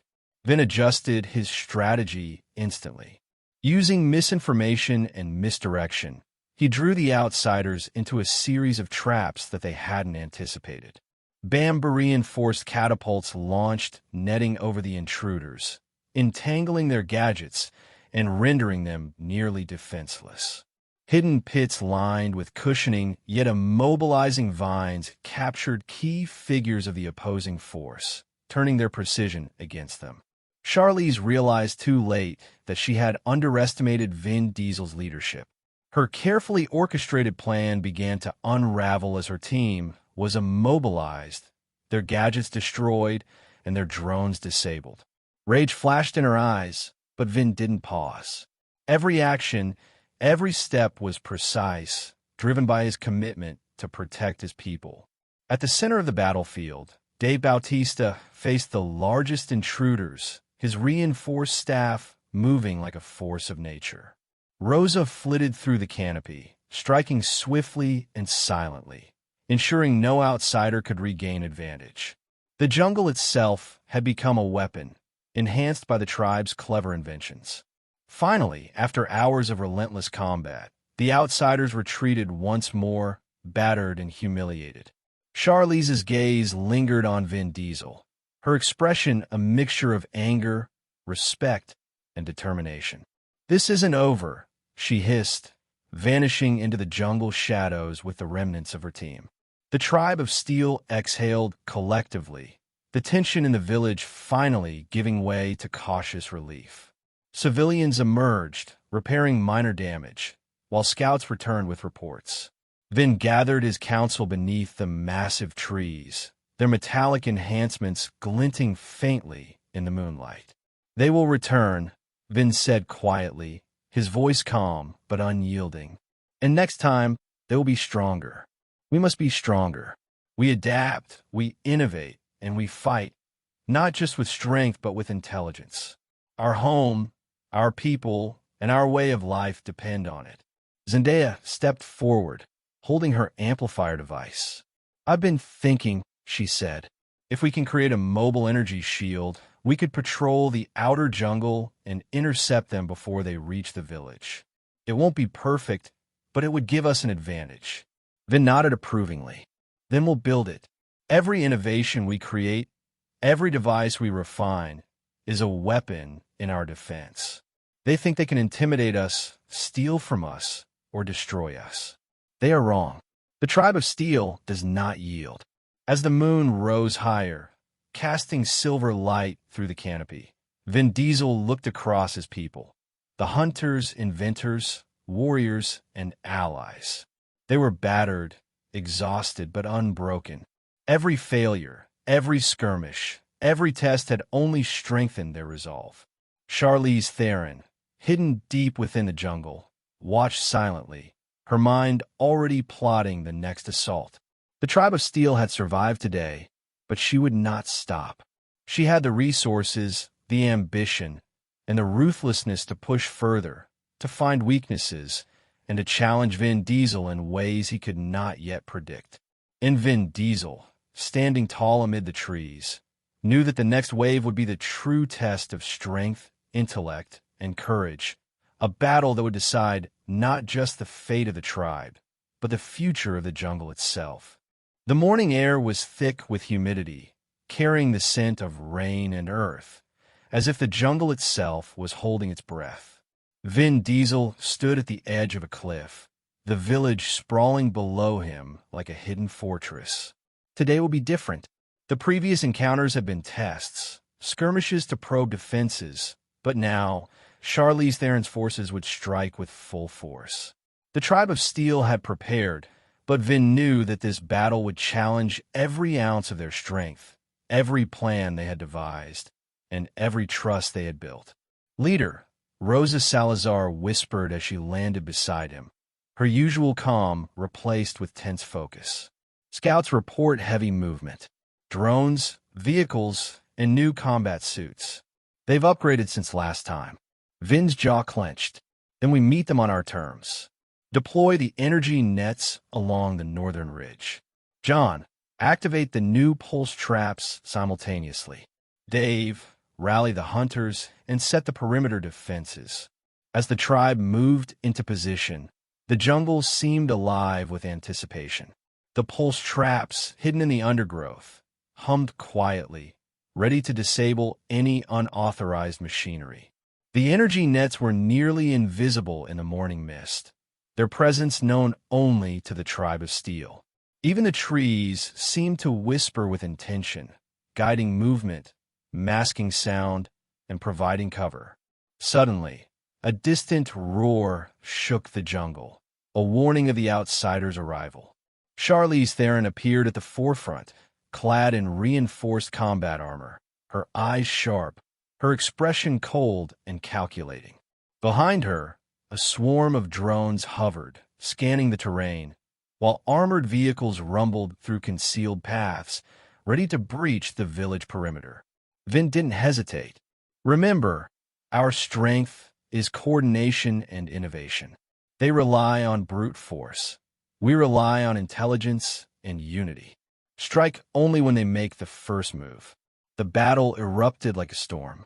Drones swooped down, but John Boyega's quick thinking and portable EMPs disabled several mid-flight.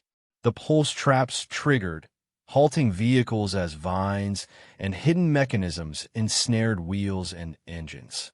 Rosa darted from tree to tree, her movements fluid and lethal, taking down intruders silently. Dave Bautista engaged directly, his staff smashing through enemy armor with calculated strength, protecting both villagers and strategic points. Vin Diesel moved like a force of nature through the chaos, coordinating attacks, deflecting incoming strikes, and striking with precision where needed. Charlize advanced toward him, their eyes locking in a battle of wills, even as chaos swirled around them. Each clash was more than physical. It was strategic, a test of intelligence, reflex, and intuition. In the midst of combat, Zendaya activated a mobile energy shield, covering the village core. Sparks and light danced across the barrier as it absorbed and redirected the intruders' attacks. Civilians were safely protected, while the tribe's warriors gained critical seconds to neutralize enemy forces. But Charlize had prepared a secret weapon, a specialized device that could temporarily disable the energy grid. With a flick of her hand, a pulse disrupted the shields, sending ripples through the village defenses. Panic threatened to rise among the defenders, but Vin remained calm. "Adapt," he shouted. "John, reroute the amplifier through secondary nodes. Rosa, flank from above. Dave, hold the perimeter." Every member of the tribe moved with purpose. The jungle itself seemed to respond, vines moving subtly to aid the defenders, hidden catapults launching netting at the intruders, and camouflage drones striking key targets. The outsiders, despite their preparation and technology, were forced into a relentless defensive fight. The battle escalated further as Charlize confronted Vin directly. Sparks flew as their weapons clashed, a mixture of tribal craftsmanship and advanced technology. "You've slowed me down, Diesel," she hissed, "but you cannot stop what is coming. You cannot protect them all." Vin countered with strategic precision, anticipating every strike, using the environment to his advantage. Branches bent to shield him. Vines ensnared her weapon momentarily, and the jungle terrain itself became a trap for her movements. Every second was a calculated risk, every strike a demonstration of his mastery over both technology and nature. Meanwhile, Dave and Rosa faced the bulk of the invading forces. Dave's sheer strength and skill turned aside armored soldiers, while Rosa's agility and stealth dismantled key threats silently. The energy nets and pulse traps worked in tandem, immobilizing groups of intruders, giving the tribe crucial leverage. John Boyega worked tirelessly, recalibrating devices mid-battle, creating temporary shields, and directing countermeasures against the outsiders' advanced equipment. Zendaya's amplifier flared repeatedly, buying critical time for the tribe to regroup and strike with maximum efficiency. Amid the chaos, Vin realized Charlize had a hidden ally within the enemy ranks, someone familiar with the tribe's tactics and technology.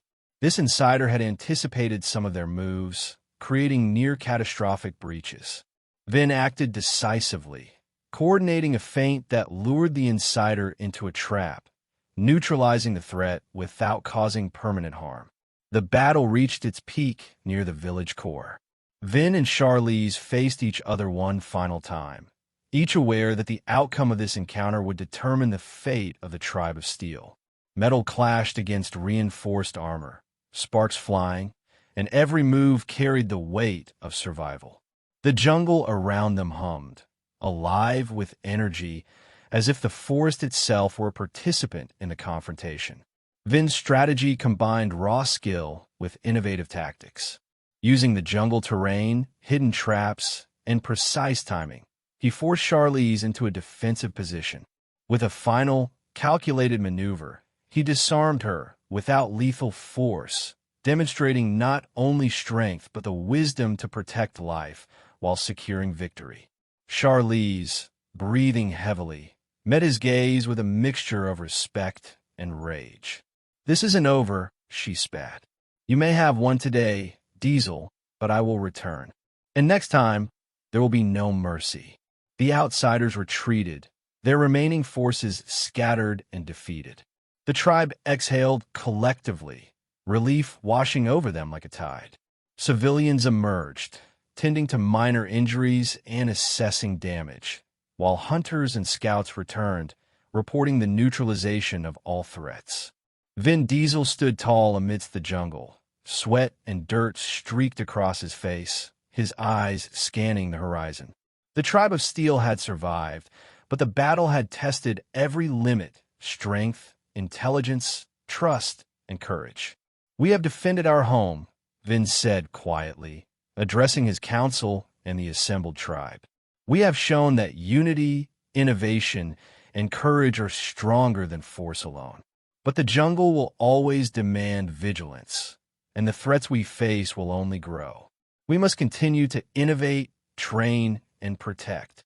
The tribe of steel is eternal, and our strength lies in each of us, together.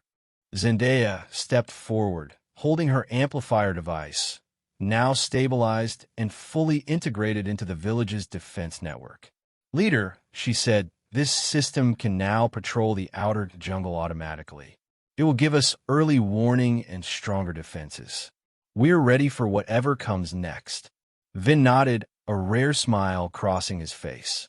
For the first time in days, he allowed himself a moment of pride, not just for surviving, but for the resilience and brilliance of his people. Above, the jungle canopy rustled as if acknowledging their victory, and the sun broke through the mist, casting golden light over the village.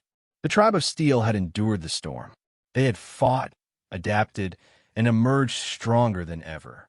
Yet, deep in the shadows, Charlize Theron and her remaining forces plotted their next move, a reminder that even victory was only temporary in a world defined by power, ambition, and relentless pursuit.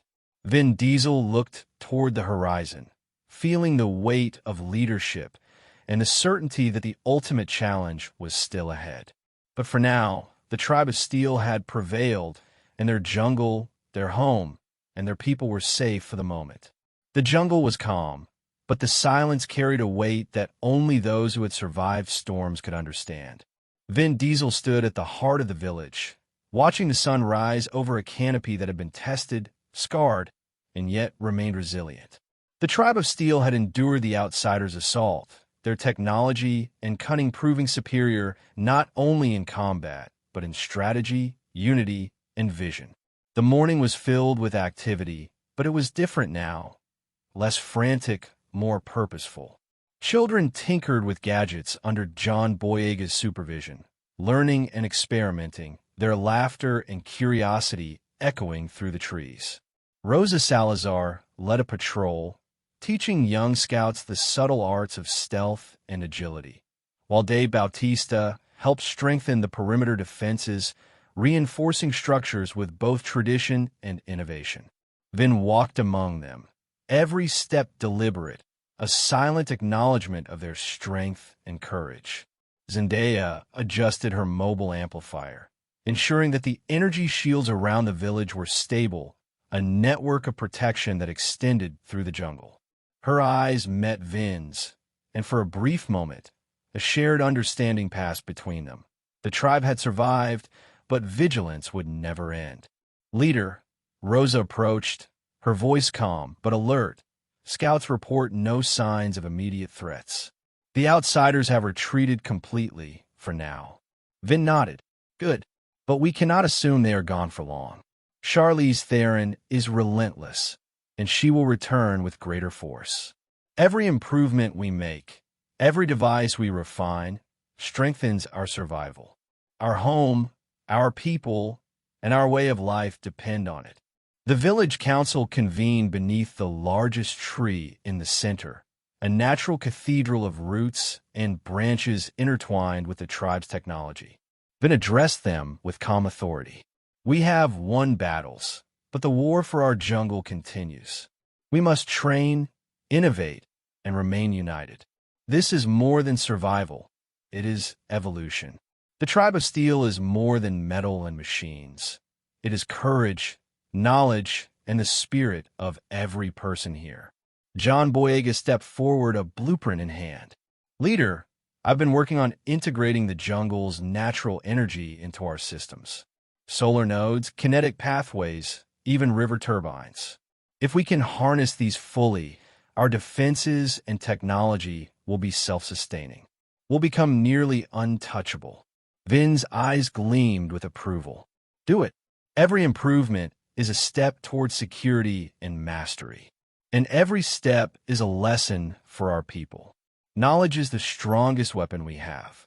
The day passed with the tribe repairing, refining, and learning.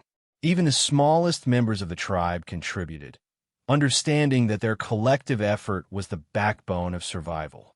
Villagers harvested food, reinforced dwellings, and fine-tuned gadgets, each task a vital piece in a larger puzzle of life in the jungle. As dusk approached, Vin Diesel climbed the cliff once more, overlooking the village. The sunset bathed the trees in gold, shadows stretching across the land they had fought so fiercely to protect. He could sense the calm, but he also felt the undercurrent of tension that would never fully disappear. Charlize Theron had been defeated, but she was a storm waiting to return, and the jungle's future depended on the tribe of Steel staying one step ahead. From the shadows beyond the village, a distant figure watched, a messenger carrying news, or perhaps a spy left behind by the outsiders. Vin noticed the movement with his trained eyes, alert but unshaken. He gestured subtly, signaling the scouts. Within moments, the figure was intercepted and neutralized without harm, a demonstration of the tribe's vigilance and intelligence. As night fell, the village gathered around a central fire, the flames dancing against the metal and wood structures that formed the heart of their home. Vin addressed his people once more. Tonight we celebrate, not just survival, but resilience. Every obstacle we faced, every attack we endured, has proven that we are stronger together. The tribe of Steel is eternal, and our jungle is our legacy. The tribe erupted in cheers, laughter, and song, a celebration of unity, intelligence, and courage. But Vin Diesel's mind remained vigilant. He knew the world beyond the jungle was vast, full of ambition, greed, and danger. Charlize Theron's defeat was temporary. She would return, perhaps with greater strength, new allies, or more dangerous technology. And when that day came, the tribe of Steel would face it, not with fear, but with strategy, innovation, and unwavering resolve. Zendaya approached Vin, her eyes reflecting both pride and determination. Leader, they may come again, but we will be ready. And next time, we'll show them the full power of the jungle and our unity. Vin placed a hand on her shoulder. The jungle teaches us patience, resilience, and the strength of community. We will continue to learn, to grow, and to defend. And when they return, they will find a force they cannot break. The fire crackled, sending sparks into the night sky. Children gazed upward, dreaming of adventures, inventions, and heroism, inspired by the bravery and ingenuity of their leaders. Hunters sharpened their weapons, scouts trained in silence, and the village thrummed with life, a perfect harmony of nature and technology. Above, the moon illuminated the canopy, silver light reflecting off the tribe's gadgets and hidden devices, a silent promise of vigilance and protection. Deep in the shadows, Charlize Theron's silhouette could be seen disappearing into the distance, her mind already plotting the next move, ensuring that the story of the tribe of Steel was far from over. Vin Diesel remained on the cliff, eyes scanning the horizon, the weight of leadership balanced by pride in his people. The tribe of Steel had endured, innovated, and triumphed. The jungle was safe for now, and though tomorrow might bring new challenges, new enemies, and new tests of courage and ingenuity, one truth remained unshakable. The tribe of Steel would always rise, united, unstoppable, and unbroken. As the night deepened, the village slept under protective energy shields, hidden traps, and the watchful eyes of its guardians. The story of survival, innovation, and courage had reached a victorious pause, but the legacy of the tribe of Steel was only beginning. Its spirit, strength, and ingenuity ready to face whatever the world beyond the jungle would throw their way. And somewhere, deep in the shadows, a faint glimmer of light hinted at new challenges, new inventions, and new adventures. The tribe of Steel had not just survived. They had evolved, preparing for a future where the jungle and its people would remain a force that no outsider could conquer.